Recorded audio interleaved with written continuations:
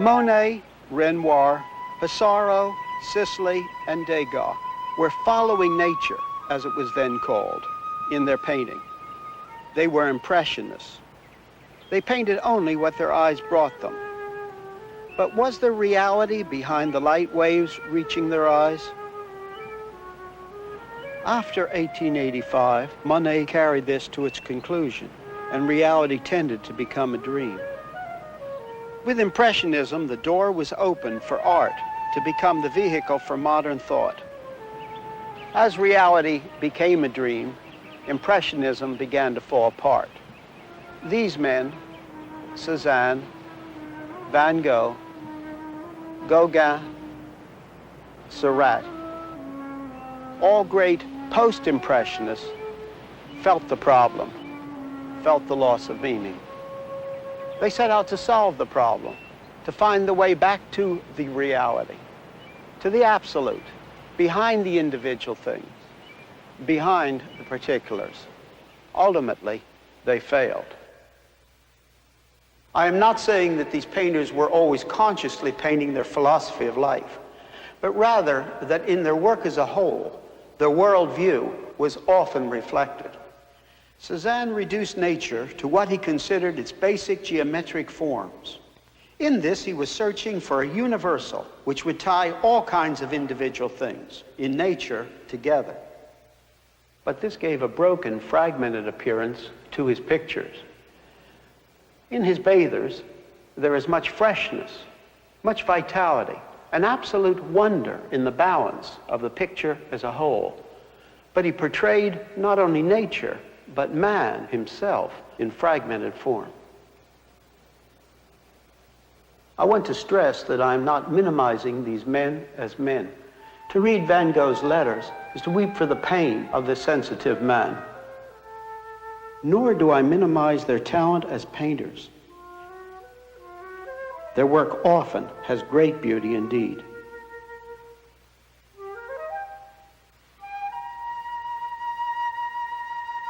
But their art did become the vehicle of modern man's view of fractured truth and life. As philosophy had moved from unity to fragmentation, so did painting. In 1912, Kandinsky wrote an article saying that insofar as the old harmony, that is, a unity of knowledge, had been lost, that only two possibilities remained: extreme abstraction or extreme naturalism. Both, he said, were equal. With this painting, modern art was born. Picasso painted it in 1907 and called it Les Demoiselles d'Avignon. It unites Cézanne's fragmentation with Gauguin's concept of the noble savage, using the form of the African mask, which was popular with the Parisian art circle of that time. In great art, technique is united with worldview. And the technique of fragmentation fits well with the worldview of modern man. A view of a fragmented world and fragmented man, and a complete break with the art of the Renaissance, which was founded on man's humanist hopes. Here, man is made to be less than man. Humanity is lost. Speaking of a part of Picasso's private collection of his own works, David Douglas Duncan says, "Of course, not one of these pictures was actually a portrait, but his prophecy of a ruined world. But Picasso himself could not live with this loss of the human. When he was in love with Olga, and later Jacqueline, he did not consistently paint them in a fragmented way. At crucial points of their relationship, he painted them as they really were, with all his genius, with all their humanity. When he was painting his own young children, he did not use fragmented techniques and presentation. I want you to understand that I am not saying that gentleness and humanness are never present in modern art.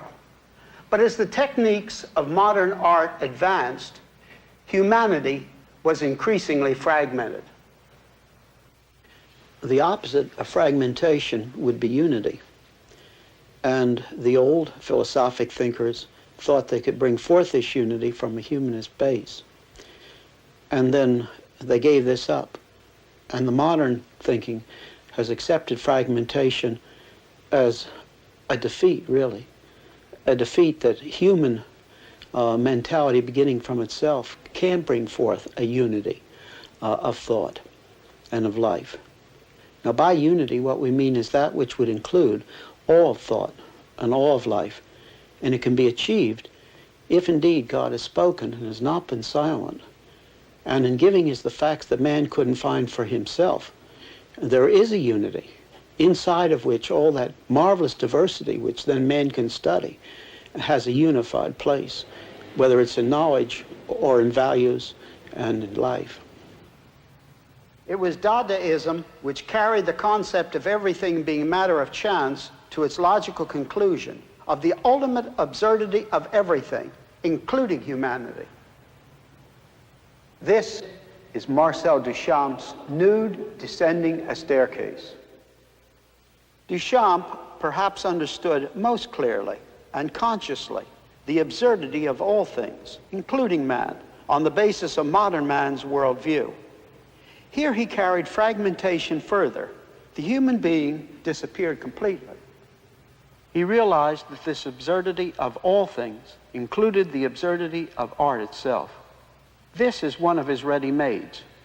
He took any object near at hand and simply signed it.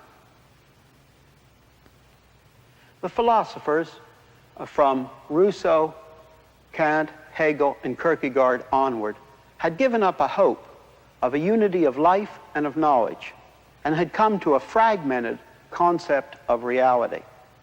Then the painters painted that way.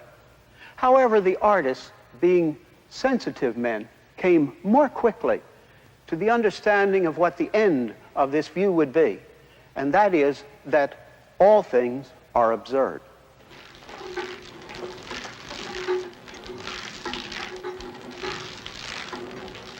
The American Jackson Pollock is perhaps the clearest example of deliberately painting in a way that says all is chance.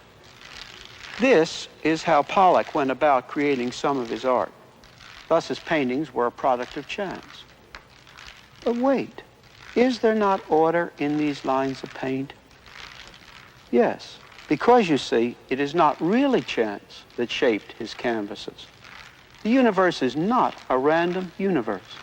It has order. The movement of this swinging can of paint follows the order of the universe itself. The universe is not what these painters said it is. It was a bankrupt humanistic philosophy which first taught that reason leads to pessimism, and that optimism is only to be found in the area of non-reason.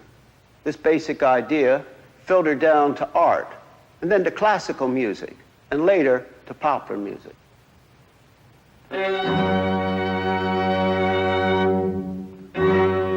It started with Beethoven's Last Quartets.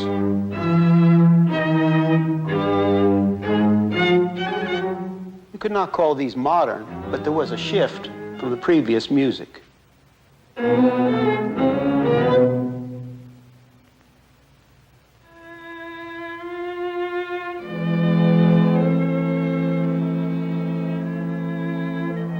In France, Claude Debussy opened the door for modern music.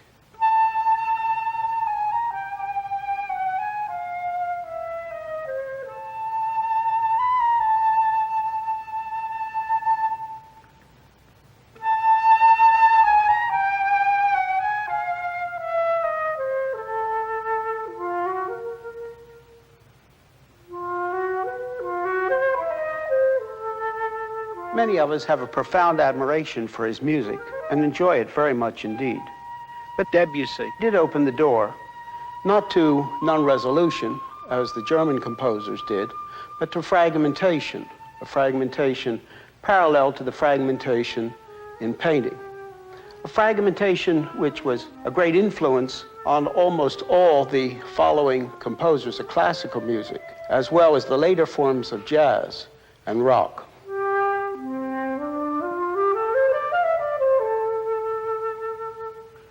In Germany, after Beethoven's quartets, came Wagner and Mahler, then Schoenberg with his 12-tone row.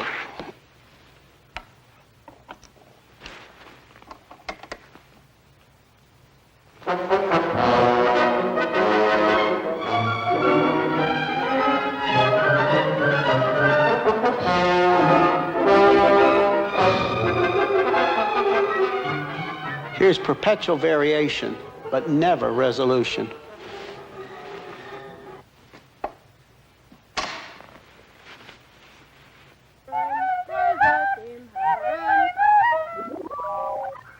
This is Karl-Heinz Stockhausen.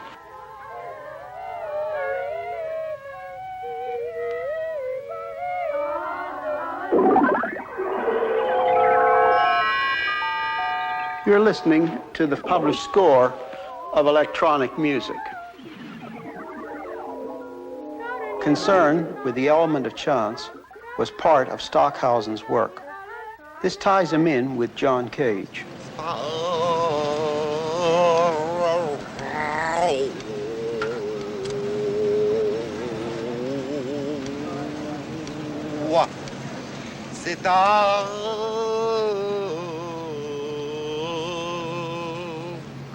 Cage believed the universe is a universe of chance. To express this, he produced music by chance.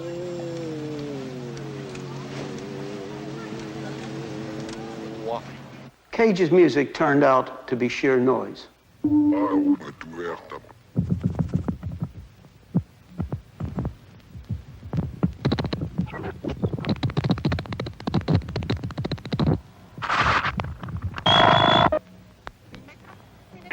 Significantly, he entitled this composition Music for Marcel Duchamp.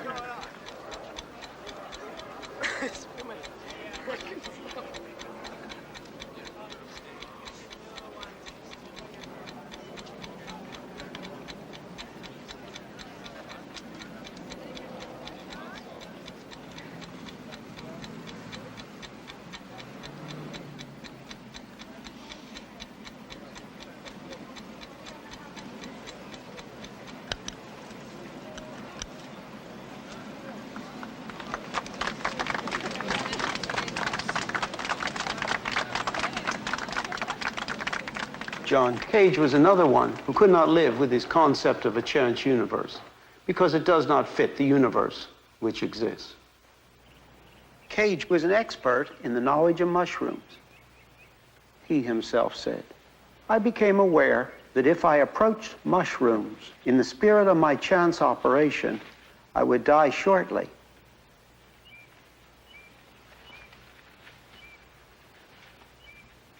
His theory of the universe did not fit the universe that exists. Why is the airplane carefully formed and orderly, and what Cage produced is utter noise?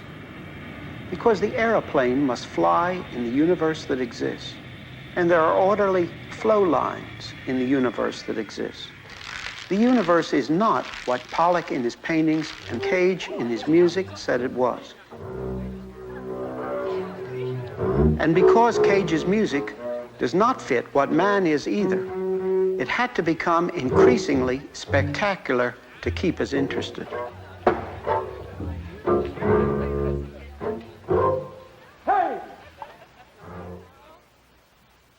What a contrast to Bach, who had much diversity and yet always resolution.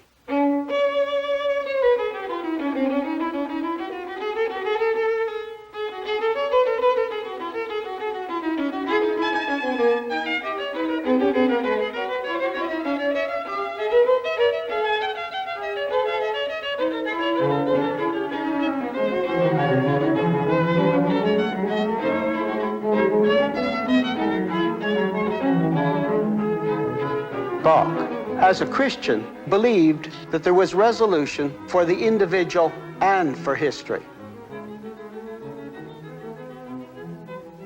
As the music that came out of the biblical teaching of the Reformation was influenced by that worldview, so the worldview of modern man shapes modern music.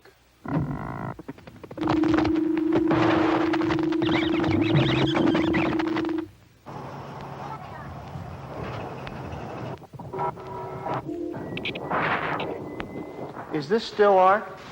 Is it not rather a bare philosophic intellectual statement, separated from the fullness of who man is and what the universe is, tending to be only a bare intellectual statement rather than a work of art?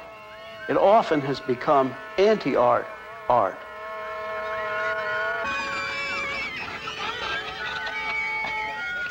After philosophy, art, and music, poetry, the novel, and drama became the vehicle for these ideas. In the English-speaking world, T.S. Eliot's The Wasteland came first. Le Prince d'Aquitaine la tour abolique. These fragments I have shored against my ruin. Why then I'll fit you. Hieronymo's mad again. Data, dayadvam, damyata. Shanti, shanti, shanti. You see, he matches a fragmented message with a fragmented form of poetry. Just as Picasso opened the way for a fragmented concept of life in Les Demoiselles d'Avignon, so fragmented poetry in the English-speaking world began with T.S. Eliot's Wasteland. Later, Eliot became a Christian, and his form of writing changed from that of the Wasteland. More and more, philosophy was expressed, not as formal statements of philosophy as such, but rather in the novel and other art forms. Sartre wrote Nausea, Camus, The Stranger, and The Plague, and Simone de Beauvoir, L'Invité.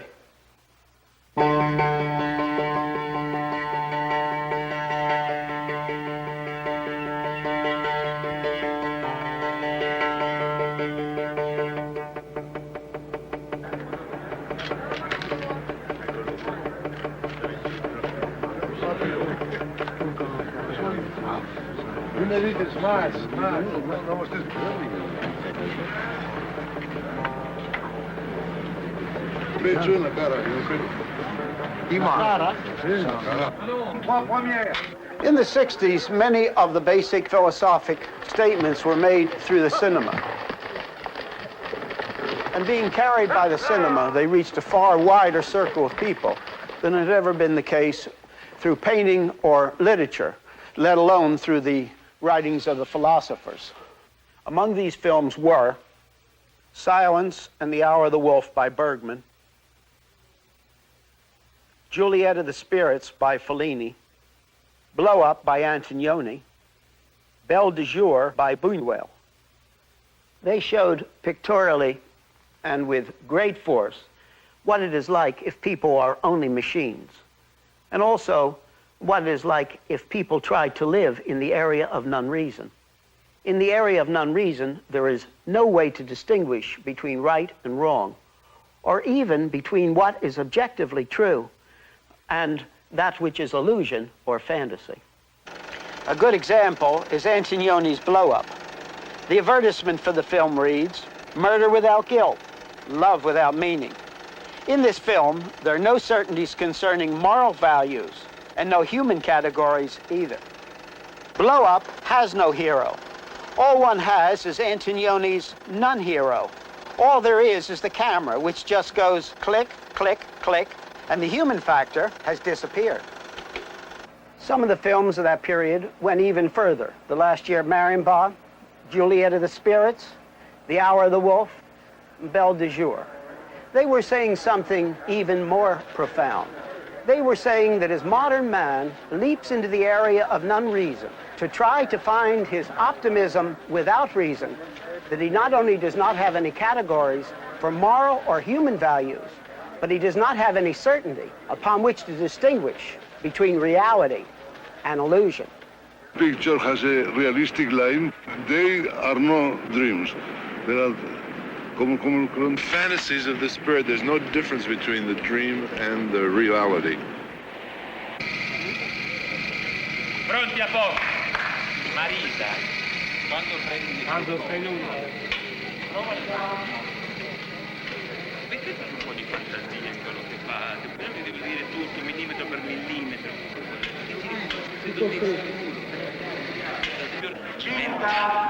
E là.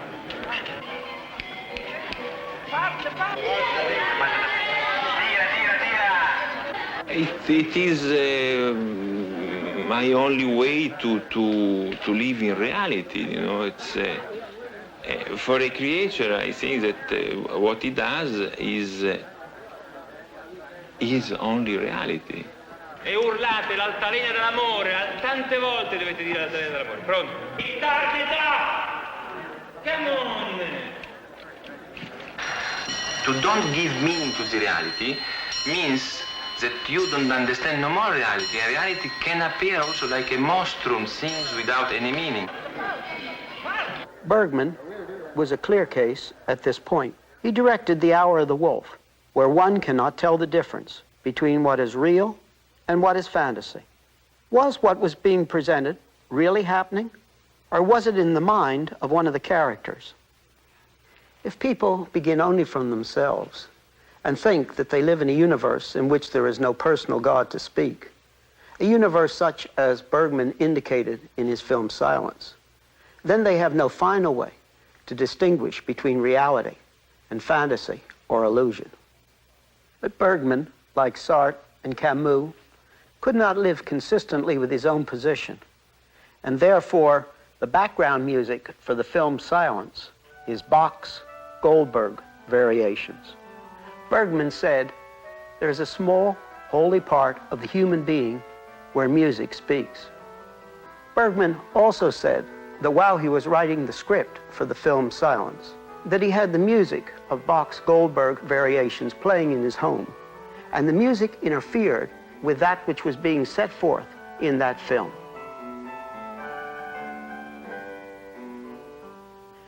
The Christian knows why music speaks.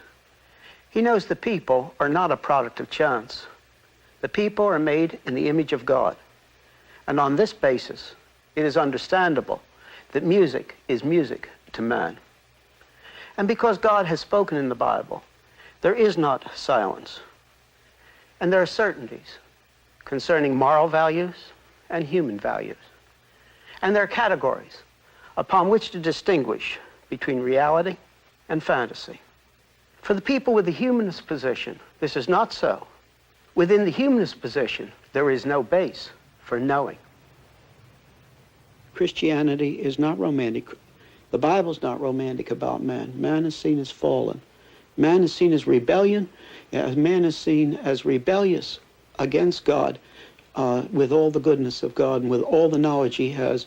On one hand, from the surrounding universe and its form and the mannishness of man, and on the other hand, from the more detailed knowledge of the Bible and the revelation in Christ. Man is a rebel. And we know Christian does not romantically think that this can be just leapt over. But having said that, a Christian is not a pessimist. He's not a pessimist on two levels. First of all, history's going someplace. And a part of the Christian message is that Christ is coming back. And this is the final solution. But every Christian who really understands the Scripture, also every generation, he is waiting and fighting and struggling and doing all that he can, not only to see individuals become Christians, but the culture touched by these individual Christians.